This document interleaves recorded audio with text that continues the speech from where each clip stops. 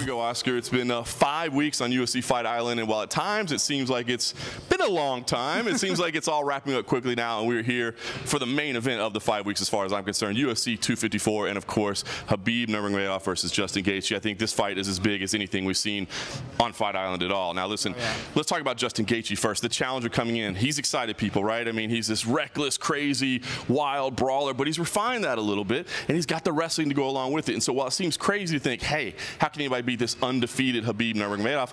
A lot of people think Justin might be that guy. And what we've seen from him this week, is it just me, or this mental capacity that he's in right now, the state that he's in, he seems like a guy that's ready for the challenge. Yeah, I think at this point, it's with Khabib, it's almost like throwing things at him and seeing what happens. And what better thing to throw at him than a guy who's essentially a walking buzzsaw? Justin Gaethje is as violent as they come, as he likes to let us know, and he says he's going in there to put bone on bone and cause damage when he can. And I think, to be honest, that's what you got to do. Don't let the space be negated. Hold him away from you and just hurt the guy. Try and let him know early on, I'm here and I'm not breaking.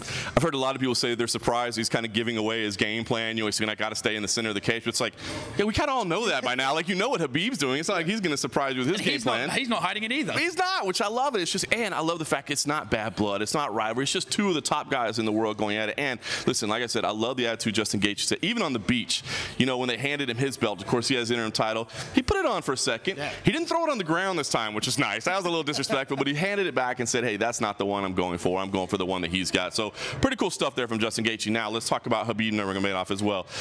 One of the biggest stars in sport, no question about it. The undefeated record, I mean, it's impressive, right? When you start talking about trying to pick against guys like John Jones, Demetrius Johnson, you know, these people, George St. Pierre, Anderson Silva in his prime, you know, that go on these massive runs, it's difficult to do. And I think we're in that position with Khabib Nurmagomedov as well. It's tough to pick against him. But listen, this is not an easy position for him, right? Especially here. I know this won't be in front of a crowd, but man, when you see the type of demands that are placed on his time and him as a person, I mean, he's talking to all the media from all over the world. I mean, he is, yes, he's a superstar in the United States back home, but globally, man, it's even more.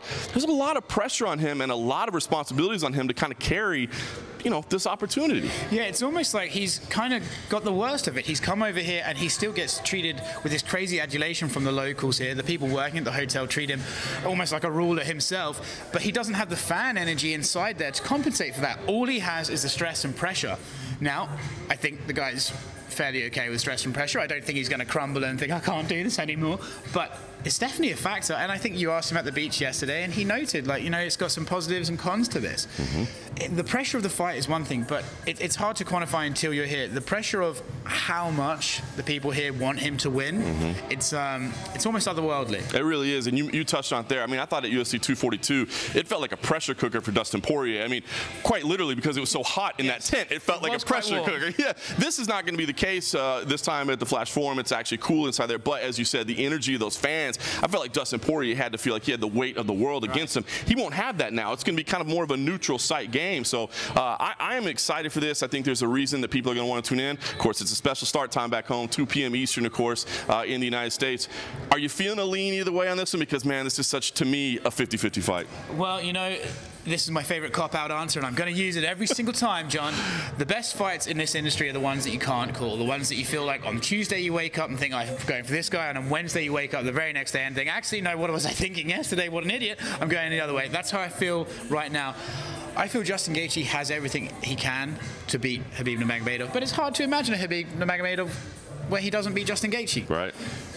That's exciting to me. That's what I want to see. I want to see, I don't care how long it lasts, just give me mayhem. I enjoy chaos. It's going to be nuts. That's going to be the thing. I think you're right. After it's over, we're going to go, oh, yeah, of course that's what was going to happen. Why didn't I predict that? That was going to go. So that's the great main event. Listen, we'll just talk briefly about the co-main event because it's a fantastic one. I think it's flying under the radar, understandably so, when you're talking about such a huge, huge main event. But Jared Cannonier, Robert Whittaker, it seems like a middleweight title shot is on the line. Jared Cannonier, kind of the anointed contender by Israel Adesanya, but you can't take away from Robert Whittaker as well and what he's accomplished in his career. And, by the way, speaking to both these guys, mental state off the charts, man. They both seem to be in great position. Jared Cannonier's out there on the beach in the octagon with his crystals, bringing in the energy of the universe. I mean, Whitaker has that passion. He wants to live in the sun, John. He wants to live in the sun. You got Robert Whitaker, who says he's feeling the love again. I mean, listen, are there any tells from either one of these guys? Because they're both dangerous. I think what we've seen is Cannonier's that guy on the rocket ride to superstardom, but let's not forget Robert Whitaker, man. It's tough as they come. And yes, he had the loss to Adesanya, but man, he's put away a lot of really, really tough individuals. Well, who hasn't lost to Adesanya at this point, right? For me, the most interesting thing about these guys was the media day. They were both so confident, but in completely opposite ways. Rob came in and went, I'm just going to go fight. He might beat me. I don't think he will. I love that. Jared Cannonier, on the other hand, is coming in being like, I will cause death and destruction, and I will destroy the world. It's fascinating to listen to the pair of them, to see mutual 100% confidence in completely different ways. I think that's a barn burner. Yeah, that really is. I do too. I think it's going to be a fun fight. I think that's a great co-main event flying under the radar, but how do you not? Khabib Nurmagomedov, Justin Gaethje. I see no way that this fight isn't fun. Again, 2 p.m. Eastern start time for the pay-per-view back in the United States. Oscar Willis from TheMacLife, John Morgan from MMA Junkie. We'll be here on Fight Island.